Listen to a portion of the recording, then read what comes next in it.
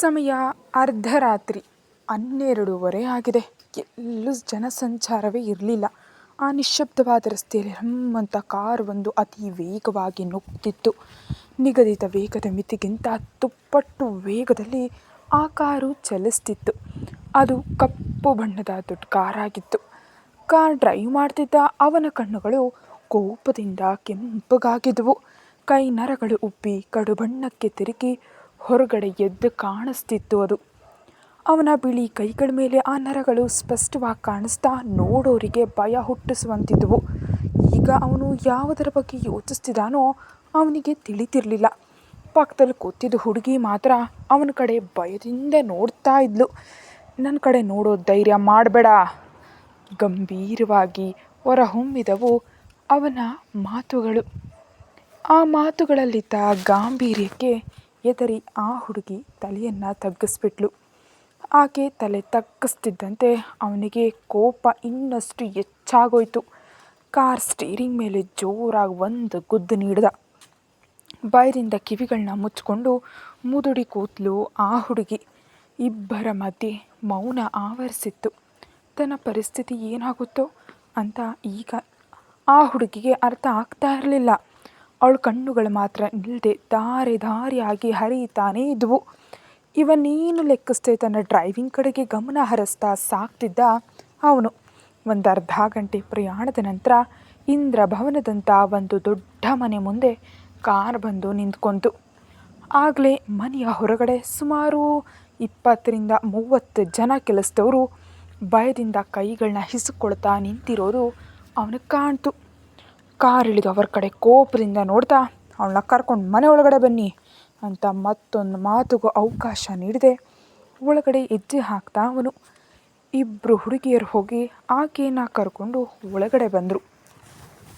ಅದು ಒಂದು ದೊಡ್ಡದಾದ ಹಾಲ್. ಮಧ್ಯದಲ್ಲಿ ಸುಂದರವಾಗಿ ರಾಯಲ್ ಆಗಿ ಜೋಡಿಸಲಾಗಿದ್ದಂಥ ಸೋಫಾ ಸೆಟ್ಗಳು. ಆ ಸೋಫಾ ಸೆಟ್ನಲ್ಲಿ ಕಾಲಿನ ಮೇಲೆ ಕಾಲು ಹಾಕ್ಕೊಂಡು ಕೂತಿದ್ದ ಅವನು. ಅವನ ಪಕ್ಕದಲ್ಲೇ ಇನ್ನುಳಿದ ಕೆಲವು ಕುಟುಂಬದ ಸದಸ್ಯರು ಕೂಡ ಅಲ್ಲೇ ನಿಂತಿದ್ದರು. ಅವನ ಮುಂದೆ ಅಪರಾಧಿಯಂತೆ ತಲೆ ತಗ್ಸಿ ನಿಂತಿದ್ಲು ಆ ಹುಡುಗಿ. ತಲೆ ಯಾಕೆ ತಗ್ಸಿದ್ಯಾ? ತಪ್ಪು ಮಾಡಿದ್ದಕ್ಕೆ ತಾನೇ? ಕೋಪ ಅವನ ಮಾತುಗಳಲ್ಲಿ ಸ್ಪಷ್ಟವಾಗಿ ತಿಳಿದಿತ್ತು. ಏನು, ಈ ಅಘೋರ್ನಿಂದ ತಪ್ಪಿಸ್ಕೊಳ್ಳೋದು ಅಷ್ಟೊಂದು ಸುಲಭ ಅಂತ ಅಂದ್ಕೊಂಡ್ಬಿಟ್ಟಿದ್ಯಾ ಅಂತ ಕೂತಿದ್ದವನು ಒಮ್ಮೆಗೆದ್ದು ಆ ಹುಡುಗಿ ಕುತ್ತಿಗೆ ಪಟ್ಟಿ ಹಿಡ್ಕೊಂಡ. ಅವನ ಹಿಡಿತದಲ್ಲಿದ್ದ ತೀವ್ರತೆಗೆ ಆಕೆಗೆ ಉಸಿರಾಡೋದು ಕಷ್ಟವಾಯಿತು. ನನ್ನಿಂದ ತಪ್ಪಿಸ್ಕೊಳ್ಬೇಕಂದ್ಕೊಳ್ಳೋದಕ್ಕೆ ನಿನಗೆ ಎಷ್ಟು ಧೈರ್ಯನೇ? ಅದು ನಿನಗೆ ಈ ಜನ್ಮದಲ್ಲಿ ನಡೆಯೋದು ಕೆಲಸ ಅಂತಂದ ತುಂಬ ಕೋಪದಿಂದ. ಕ್ಷಣ ಕ್ಷಣಕ್ಕೂ ಉಸಿರಾಡೋದು ಕಷ್ಟ ಆಗ್ತಿದ್ದಂತೆ ಅಘೋರ್ ಕೈಗಳ ಮೇಲೆ ಹೊಡಿತಾ ಇದ್ಲು ಆ ಹುಡುಗಿ. ನೀರು ತುಂಬಿದ ಕಣ್ಣುಗಳಿಂದ ಅಘೋರ್ ಕಡೆ ನೋಡಿದ್ಲು. ಅವನ ಕಣ್ಣುಗಳು ಕೆಂಡ ಕಾರುವಂತಿದ್ವು. ಕೋಪದಿಂದ ದವಡೆಗಳನ್ನ ಬಿಗಿಗೊಳಿಸಿದ್ರಿಂದ ಅವಳ ಕಣ್ಣುಗಳಿಗೆ ಅವನು ಮತ್ತಷ್ಟು ರಾಕ್ಷಸನಂತೆ ಕಾಣಿಸ್ತಿದ್ದ. ಅಲ್ಲಿದ್ದ ಕೆಲಸದವರು ಹಾಗೂ ಕುಟುಂಬದ ಸದಸ್ಯರು ಎಲ್ಲರೂ ಏನೋ ತಮಾಷೆ ನೋಡುವಂತೆ ನೋಡ್ತಿದ್ರೆ ಹೊರತು ಒಬ್ಬರೇ ಒಬ್ಬರು ಕೂಡ ತಡೆಯೋ ಪ್ರಯತ್ನವನ್ನು ಮಾಡಲಿಲ್ಲ. ಯಾಕಂದರೆ ಅವ್ರಿಗೆ ತುಂಬ ಚೆನ್ನಾಗಿ ಗೊತ್ತಿತ್ತು, ಒಂದು ವೇಳೆ ತಾವೇನಾದರೂ ತಡೆಯೋದಕ್ಕೆ ಹೋದರೆ ಆ ಕೋಪ ತಮ್ಮ ಮೇಲೆ ತಿರುಗತ್ತೆ ಅಂತ. ಅದಕ್ಕೆ ಯಾರು ಏನೂ ಮಾತಾಡದೆ ಸುಮ್ಮನೆ ನಿಂತು ತಮಾಷೆ ನೋಡುವಂತೆ ನೋಡ್ತಿದ್ರು. ನೀನು ಬದುಕಿರೋವರೆಗೂ ಈ ಅಘೋರ್ ಜೊತೆಯಲ್ಲಿರಬೇಕು, ಇಲ್ಲ ಆಗಲ್ಲ ಅಂತ ಬಾಲ ಬಿಚ್ಚೋದು ಟ್ರೈ ಮಾಡಿದ್ರೆ ಮಾತ್ರ ನಿನಗೆ ನರಕ ಅಂದರೆ ಏನಂತ ತೋರಿಸ್ಬಿಡ್ತೀನಿ ಅಂತ ಆಕೆಯನ್ನು ಬಿಟ್ಬಿಟ್ಟ ಅಘೋರ್. ಕೆಮ್ಮುತ್ತಾ ಕೆಳಗೆ ಬಿದ್ಲು ಆ ಹುಡುಗಿ. ಅಘೋರ್ ಸುತ್ತಲೂ ನೋಡ್ದ. ಅಲ್ಲಿ ಹ್ಯಾಂಗರ್ನಲ್ಲಿ ಚಾವಟಿ ಕಾಣಿಸ್ತು. ಅದನ್ನು ಕೈಗೆ ತೆಗೆದುಕೊಂಡು ಒಮ್ಮೆ ಜೋರಾಗಿ ಗಾಳಿಯಲ್ಲಿ ಬೀಸ್ದ. ಆ ಬಂದ ಶಬ್ದಕ್ಕೆ ಒಮ್ಮೆಗೆ ಆ ಹುಡುಗಿಯ ಮೈ ಜುಮ್ಮಂತು. ಇನ್ನೊಮ್ಮೆ ನೀನು ಇಂಥ ಕೆಲಸಗಳನ್ನ ಮಾಡಬಾರ್ದು ಅಂದರೆ ಈಗ ನಿನಗೆ ಶಿಕ್ಷೆ ಇರಲೇಬೇಕು ತಾನೇ ಅನ್ನುತ್ತಾ ಚಾವಟಿ ಹಿಡಿದು ಆಕೆ ಕಡೆ ಹೆಜ್ಜೆ ಇಡ್ತಾ ಬಂದ. ಬಾಬಾ ಪ್ಲೀಸ್, ಈ ಒಂದು ಸಲ ಕ್ಷಮಿಸ್ಬಿಡು, ಇನ್ಯಾವತ್ತೂ ಇಂಥ ತಪ್ಪು ಮಾಡಲ್ಲ ಅಂತ ಅಳುತ್ತಾ ಹೇಳಿದ್ಲು ಆ ಹುಡುಗಿ. ಇನ್ನೆಂದೂ ಮಾಡಬಾರ್ದು ಅಂದರೆ ಈಗ ಮಾಡಿದ ತಪ್ಪಿಗೆ ಶಿಕ್ಷೆ ಸಿಕ್ಕಿದ್ದು ನೆನಪಿರ್ಬೇಕಲ್ವಾ? ಇಲ್ದಿದ್ರೆ ನೀನು ನನ್ನ ಮಾತು ಯಾಕೆ ಕೇಳ್ತೀಯಾ ಅಂತ ಚಾವಟಿಂದ ಒಂದೇಟು ಹೊಡೆದ. ಬಿಳಿಯಾದ ಹಾಲಿನ ನೊರೆಯಂಥ ಅವಳ ಶರೀರದ ಮೇಲೆ ಚಾವಟಿಯ ಏಟು ಬಿದ್ದ ತಕ್ಷಣ ಕೆಂಪಾಗಿ ಬರಿ ಎದ್ದು ಬಾತ್ಕೊಂತು. ಅಮ್ಮ ಅಂತ ನೋವಿನಿಂದ ಕಿರಿಸ್ತಿದ್ಲು ಆ ಹುಡುಗಿ. ಮತ್ತೆ ಇನ್ನೊಂದು ಏಟು ಹಾಕ್ತಾ, ಬಾವ ಪ್ಲೀಸ್ ಹೊಡಿಬೇಡಿ, ಏನು ಪ್ಲೀಸ್, ಈ ಅಳು ಏನಿದ್ರು ನೀನು ತಪ್ಪು ಮಾಡೋದಕ್ಕಿಂತ ಮುಂಚೆ ಇರಬೇಕಿತ್ತು, ಈಗತ್ರೆ ಹೇಗಾಗತ್ತೆ ಅನ್ನುತ್ತಾ ಇಷ್ಟ ಬಂದಂತೆ ದನದ ಹಾಗೆ ಬಡಿಯೋದಕ್ಕೆ ಶುರು ಮಾಡ್ದ ಅಘೋರ್. ಕೊನೆಗೆ ತನ್ನಿಂದ ತಡ್ಕೊಳ್ಳೋದಕ್ಕೆ ಸಾಧ್ಯ ಆಗದೆ ಶಕ್ತಿಯೆಲ್ಲ ಕುಂದೋಗಿ ಅಲ್ಲೇ ಪ್ರಜ್ಞೆ ತಪ್ಪಿ ಬಿದ್ಲು 22 ವರ್ಷದ ನಮಿತಾ. ಮತ್ತು ಇನ್ನೊಂದು ಏಟು ಹಾಕ್ತಾ, ಬಾವ ಪ್ಲೀಸ್ ಪ್ಲೀಸ್ ಅಂತಿದ್ದವಳು ಆ ಏಟನ್ನು ತಡೆಯೋದಕ್ಕೆ ಸಾಧ್ಯನೇ ಆಗದೆ ಪ್ರಜ್ಞೆ ತಪ್ಪೇ ಬಿದ್ದುಬಿಟ್ಲು. ಆದರೂ ಕೂಡ ಅವನ ಮುಖದಲ್ಲಿ ಯಾವುದೇ ರೀತಿಯ ದಯೆ, ಕರುಣೆ ಅನ್ನೋದು ಕಾಣ್ತಾನೇ ಇರಲಿಲ್ಲ. ಅಷ್ಟು ಮೃಗವಾಗಿ ಬದಲಾಗೋಗಿದ್ದ ಆತ. ನಮಿತಾ ಹಾಗೆ ಬಿದ್ದು ಹೋಗಿದ ತಕ್ಷಣ ಅವಳನ್ನ ನೋಡಿ ಕೈಲಿದ್ದ ಚಾವಟಿಯನ್ನು ಪಕ್ಕಕ್ಕೆಸ್ದು ಹೋಗಿ ಸೋಫಾದಲ್ಲಿ ಕೂತ್ಕೊಂಡ ಅಘೋರ್. ಪಾಪ ಕಣೋ ಬಂಗಾರ ಅವಳು, ಆದರೂ ನೀನು ಅವಳನ್ನ ಅಷ್ಟೊಂದು ಹೊಡೆಯೋದಕ್ಕೆ ಕಾರಣ ಏನು ಅಂತ ತಿಳ್ಕೊಳ್ಬಹುದಾ? ಧೈರ್ಯ ಮಾಡಿ ಕೇಳಿದ್ರು ಅಘೋರ್ ತಾಯಿ ಸುಮಿತ್ರಾ ಅವರು. ತಾಯಿ ಕಡೆ ಕೋಪದಿಂದ ನೋಡ್ದ ಅಘೋರ್. ಆದರೂ ಮನೆಯಲ್ಲಿ ಇಷ್ಟೊಂದು ಜನರಿದ್ದೀರಾ, ಒಂದು ಹೆಣ್ಣು ಮಗಳು ಮನೆ ದಾಟಿ ಹೊಟ್ಟೋದ್ರೆ ಆ ಹೊಟ್ಟೋದ ವಿಷಯನೂ ನಿಮಗೆ ತಿಳಿಲಿಲ್ವಾ? ಕ್ಷೇಮ ನೀವು. ಕಿರ್ಚಾಡೋ ಧಾಟಿಯಲ್ಲೇ ಮಾತಾಡ್ದ ಅಘೋರ್. ಇನ್ನೇನು ಮಾತಾಡೋದಕ್ಕಾಗದೆ ಅಲ್ಲಿಂದ ಹೊರಟು ಹೋದರು ಸುಮಿತ್ರಾ ಅವರು. ಸುಮಿತ್ರಾ ಅವರ ಹಿಂದೆಯೇ ಅವರ ಪತಿಯೂ ಕೂಡ ಹೊರಟು ಹೋದರು. ಅಲ್ಲೇ ಇದ್ದ ಸುಮಿತ್ರಾ ಅವರ ಅತ್ತೆ ಅಂದರೆ ಅಘೋರ್ನ ಅಜ್ಜಿ ಕೂಡ ಏನು ಮಾಡಲಾಗದೆ ನಮಿತಾ ಕಡೆ ಬಾಧೆಯಿಂದ ನೋಡ್ತಾ ಅಲ್ಲಿಂದ ಹೊರಟು ಹೋದರು ಎದ್ದು. ರಾಮ್, ನೀನು ಮಾಡ್ತಾ ಇರೋದು ತಪ್ಪು, ನನ್ನ ಮಗಳನ್ನು ಹೊಡೆಯೋದಕ್ಕೆ ನಿನಗ್ಯಾರು ಅಧಿಕಾರ ಕೊಟ್ಟಿದ್ದು ಅಂತ ಕೇಳಿದ್ರು ನಮಿತಾ ತಂದೆ ರಘು ಅವರು. ಜಸ್ಟ್ ಕಾಲ್ ಮಿ ಅಘೋರ್, ನನ್ನ ಹೆಸರು ಅದೇ ಅಂತ ಎದ್ದು ಅಘೋರ್ ಕಡೆ ಸೀರಿಯಸ್ ಆಗಿ ನೋಡ್ದ. ಆ ನೋಟಕ್ಕೆ ಹೆದರಿದವರು ಕೂಡ ಅಲ್ಲಿಂದ ಒಟ್ಟು ಹೋದರು. ಇನ್ನು ಕೆಲಸದವರಂತೂ ಎಂದೋ ಒಟ್ಟು ಹೋಗಿದ್ರು. ಎದ್ದು ಮೆಟ್ಟಿಲುಗಳ ಕಡೆ ನೋಡ್ದ ಅಘೋರ್. ಅರ್ಧ ಮೆಟ್ಟಿಲು ಹತ್ತಿದ ನಂತರ ಕೆಳಗಡೆ ನೋಡ್ದ. ಪ್ರಜ್ಞೆ ಇಲ್ಲದೆ ಅಲ್ಲೇ ಬಿದ್ದಿದ್ದಂಥ ನಮಿತಾ ಆತನ ಕಣ್ಣಿಗೆ ಕಂಡ್ಳು. ಮತ್ತೆ ಕೆಳಗಿಳಿದು ಬಂದು ಆಕೆಯನ್ನು ಎತ್ಕೊಂಡು ಹೋಗಿ ಅವಳ ರೂಮ್ನಲ್ಲಿ ಮಲಗಿಸಿ ಮರಳಿ ತನ್ನ ರೂಮಿಗೆ ಒಟ್ಟು ಹೋದ ಅಘೋರ್. ಯಾಕ್ರಿ, ನಿಜಕ್ಕೂ ಇವನು ಯಾಕೆ ಹೀಗೆ ತಯಾರಾದ? ಬಾಧೆಯಿಂದ ಪತಿಯನ್ನು ಪ್ರಶ್ನಿಸಿದ್ರು ಸುಮಿತ್ರಾ ಅವರು. ಒಂದು ರೀತಿಯಲ್ಲಿ ಇವನು ಹೀಗೆ ತಯಾರಾಗೋದಕ್ಕೆ ಕಾರಣ ನಾವೇ ಅಲ್ವೇ? ಮಾಡಿದ್ದುಣ್ಣೋ ಮಹಾರಾಯ ಅಂತಾರಲ್ಲ, ಅದು ನಮ್ಮ ವಿಷಯದಲ್ಲಿ ನಿಜ ಆಗ್ತಿದೆ. ಏನು ಮಾಡೋದಕ್ಕೆ ಸಾಧ್ಯ ಇಲ್ಲ ಸುಮಿತ್ರಾ ಅಂದರು ಅವರು. ಆದರೆ ಮಧ್ಯದಲ್ಲಿ ನಮಿತಾ ನಲುಗಿ ಹೋಗ್ತಿದ್ದಾಳಲ್ಲ ರೀ ಅಂದರು ಸುಮಿತ್ರಾ ಅವರು. ನಾವೇನು ಮಾಡೋದಕ್ಕೆ ಸಾಧ್ಯ ಇಲ್ಲ. ರಾಮನಂತಿದ್ದವನ್ನ ನಾವೇ ರಾವಣನನ್ನಾಗಿ ಮಾಡಿದ್ವು. ಇನ್ನು ಅದಕ್ಕೆ ತಕ್ಕ ಪ್ರತಿಫಲ ಅನುಭವಿಸಲೇಬೇಕಲ್ಲಪ್ಪ ಸುಮಿತ್ರಾ ಅಂತಂದರು ಅವರು. ಇನ್ನು ಪತಿಯೊಂದಿಗೆ ವಾದಿಸಿ ಲಾಭ ಇಲ್ಲ ಅಂತ ಅರ್ಥ ಆಗಿ ಸುಮಿತ್ರಾ ಅವರು ಬಾಧೆ ಪಡ್ತಾ ಹಾಗೇ ಮಲಗಿಬಿಟ್ರು.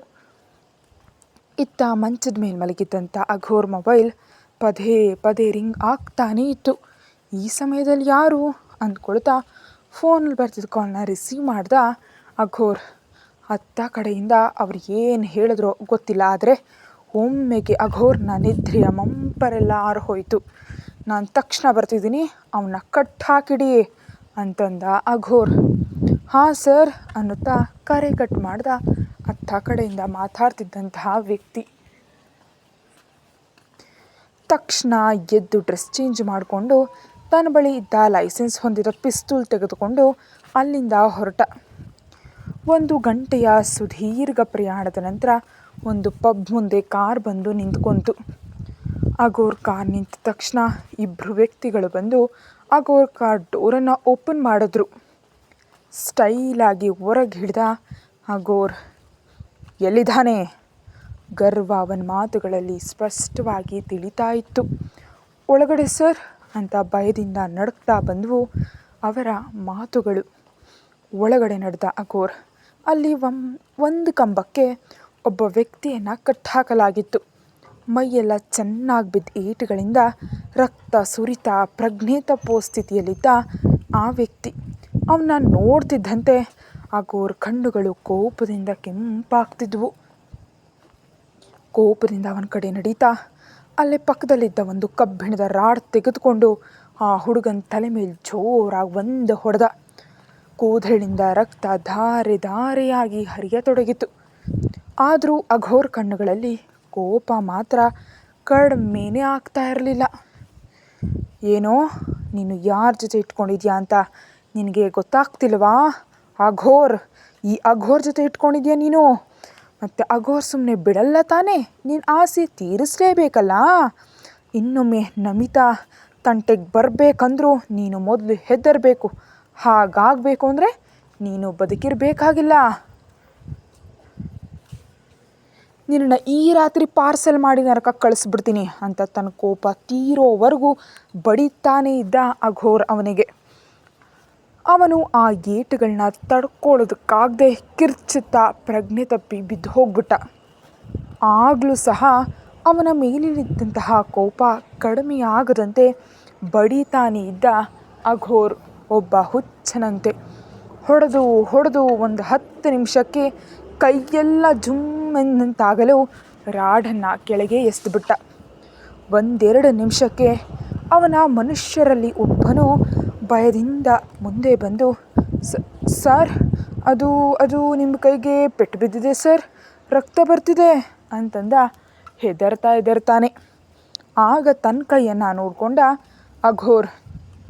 ನಿಜವಾಗಿಯೂ ಧಾರೆ ಕಟ್ಟಿದಂತೆ ರಕ್ತ ಸುರಿತಾ ಇರೋದನ್ನು ನೋಡಿ ಫಸ್ಟ್ ಇವನ ಕತೆ ಮುಗಿಸಿದ ನಂತರ ಆಗ ನನ್ನ ಪೆಟ್ಟಿನ ಸಂಗತಿ ನಾನು ನೋಡ್ಕೊಳ್ಳೋಣ. ಇವನನ್ನು ಫಸ್ಟ್ ಪ್ರಜ್ಞೆಗೆ ತನ್ನಿ. ಅಲ್ಲೇ ಇದ್ದ ಸೋಫಾದಲ್ಲಿ ಕೂತ್ಕೊಳ್ತಾ ಅಲ್ಲಿದ್ದವ್ರು ಎಲ್ರಿಗೂ ಆರ್ಡರ್ ಮಾಡ್ದ. ತಕ್ಷಣ ಇಬ್ಬರು ಹೋಗಿ ತಣ್ಣೀರನ್ನು ತಗೊಬಂದರು. ಪ್ರಜ್ಞೆ ತಪ್ಪಿ ಬಿದ್ದಿದ್ದಂಥ ಅವನ ಜುಟ್ಟನ್ನು ಹಿಡಿದು ಮುಖವನ್ನು ಮೇಲೆ ಕೆತ್ತಿ ನೀರನ್ನು ಅವನ ಮುಖದ ಮೇಲೆ ರಪರಪ ಅಂತ ಹೊಡೆದ್ರು. ತಣ್ಣೀರು ಬಿದ್ದ ಏಟುಗಳ ಮೇಲೆ ಬಿದ್ದ ತಕ್ಷಣ ಒಮ್ಮೆಗೆ ಉರಿ ಹೆಚ್ಚಾಗಿ ಅಮ್ಮ ಅಂತ ಕಿರ್ಚ್ತಾ ಪ್ರಜ್ಞೆಗೆ ಬಂದ ಅವನು. ಏನೋ ಈಗ ಹೇಳು, ನಿನಗೆ ನಮಿತಾ ಬೇಕಾ? ಮನೆಯಲ್ಲೇ ಇದ್ದಾಳೆ, ಹೋಗಿ ಕರ್ಕೊಂಡು ಬರ್ರೋ ಅಂತಂದ ಅಘೋರ್.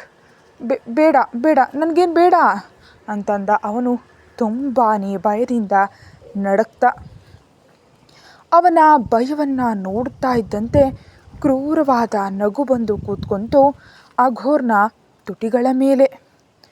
ಸೋಫಾದಿಂದ ಎದ್ದು ಅಲ್ಲೇ ಇದ್ದಂತಹ ಒಂದು ಚಾಕುವನ್ನು ತೆಗೆದುಕೊಂಡು ಅವನ ಹತ್ರ ನಿಧಾನವಾಗಿ ನಡ್ಕೊಂಡು ಬಂದ. ಕೈಗಳನ್ನ ಕಟ್ಟಾಕಿದ್ದ ಅವನ ಕೈಯನ್ನು ಹಿಡ್ಕೊಂಡು, ಏನೋ ಏನು ಈ ಕೈಯಿಂದಾನೇ ತಾನೇ ನೀನು ನಮಿತಾನ ಮುಟ್ಟಿದ್ದು ಅನ್ನುತ್ತಾ ಗಟ್ಟಿಯಾಗಿ ಆ ಕೈ ಮೇಲೆ ಚುಚ್ತಾನೇ ಇದ್ದ.